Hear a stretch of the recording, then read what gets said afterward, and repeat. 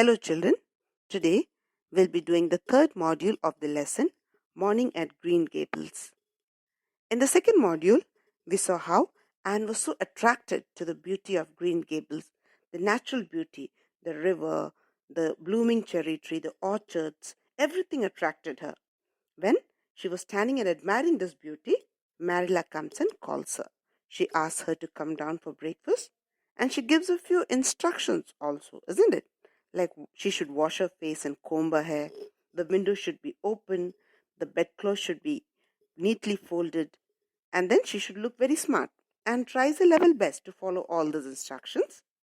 And then when she comes down, very innocently, Anne says that she's very hungry and she's so happy to see this beautiful place. In fact, all sort of mornings attract her because mornings gives her so much scope for imagination. She's non-stop chirping and talking. Okay, let's see what happens next. Look into your textbook, page number 24, the fourth paragraph. For pity's sake, hold your tongue, said Marilla. You talk too much for a little girl. Anne held her tongue obediently and thoroughly. When the meal ended, Anne came out of her reverie and offered to wash the dishes. Now, non-stop Anne is chirping and talking. Marilla is not used to so much of talking. So she's saying or asking Anne to be quiet. She's not liking this talkative child. The words hold your tongue means to be quiet, to keep quiet. So she's telling Anne, just be quiet, you're talking too much. A little girl shouldn't talk so much. Anne tries her level best to obey Marilla. She wants to live here, isn't it? She doesn't want to go back to that orphanage. She wants to explore this beautiful farmhouse. So she obeys Marilla and tries to keep quiet. Okay. After breakfast, she even offers to wash the dishes. The word reverie means dream. Anne is all in a dream world, isn't it? Now the next paragraph. Yes, you may wash the dishes, said Marilla with a sniff. Take plenty of hot water and be sure you dry them well.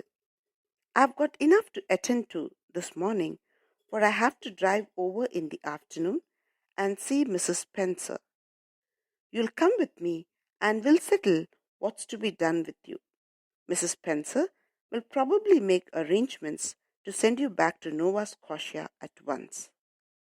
Now, Marilla allows her to wash the dishes, but in a very, she shows an attitude as if she doesn't actually like it. The word sniff means to show a sort of pride, dislike.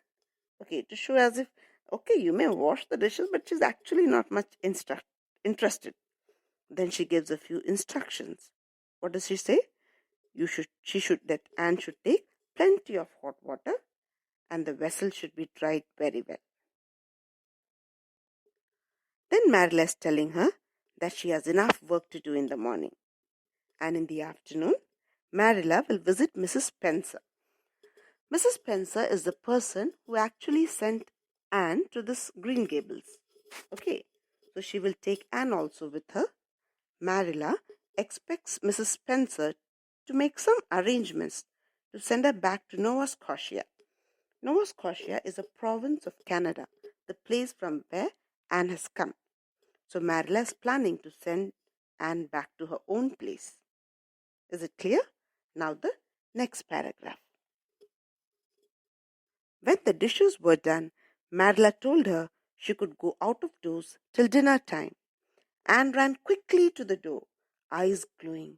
On the threshold, however, she stopped, came back, and sat by the table. The word threshold means just near the door.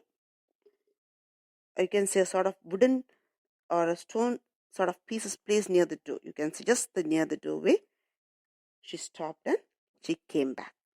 Now, when Anne had cleaned the dishes, Marilla allowed her to go out and view the entire farm. Anne wanted that only, isn't it? She just wanted to go out, explore the beautiful place. So she ran out in a very great excitement. The moment she reached the door, she was happy that time when she was running towards the door. Okay, eyes were full of excitement. She was very happy. But then just near the door, she stopped. She paused and then she came back and sat down by the table. Why did she do that, children? Why didn't she simply open the door and run out? Let's see. Look into your book. I'll read the next paragraph. I don't dare to go out, said Anne. If I can't stay here, there is no use in my loving Green Gables.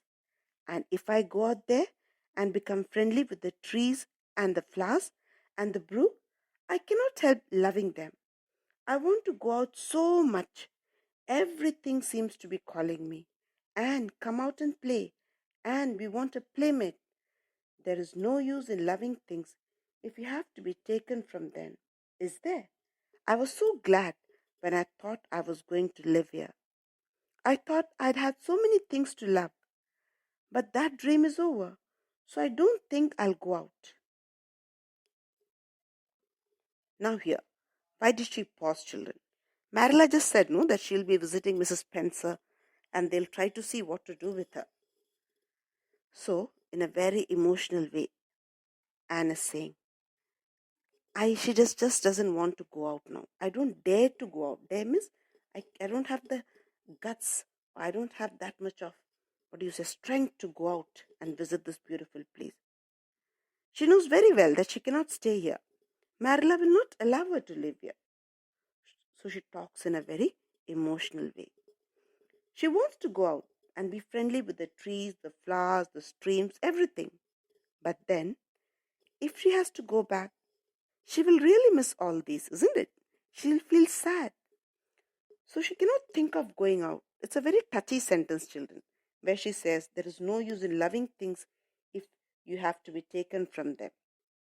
Okay, she was actually very excited when she had come here. She thought she'll really live here, enjoy here. She had many things to love, enjoy.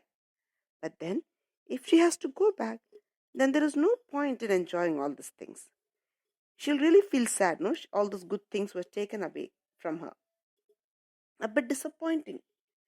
So living in Green Gables was a dream for her. But now, that dream is over. So, she will not go out to see this beautiful Green Gables. She knows very well that Marilla is thinking of sending her back. In fact, that day afternoon only, she will take her to visit Mrs. Spencer.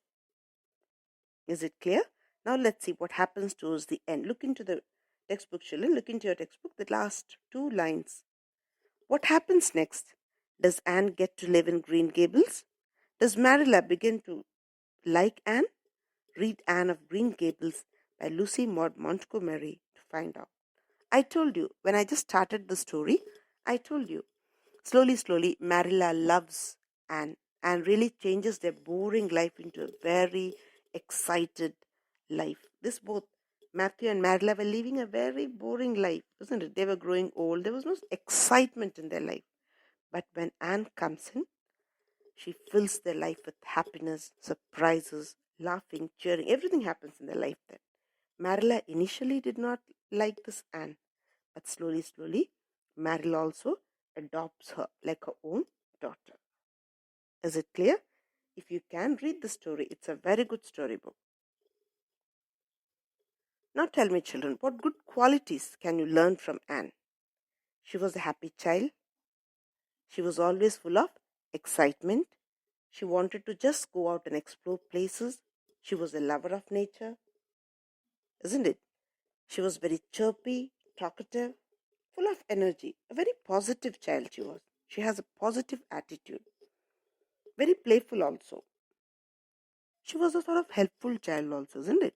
She washed the dishes and all. Then obedient also. She tries her best to obey Marilla because she wanted to live there. With this, we come to the end of the 3rd module. Read this lesson once or twice loudly, children. Write down the meanings and the question answers.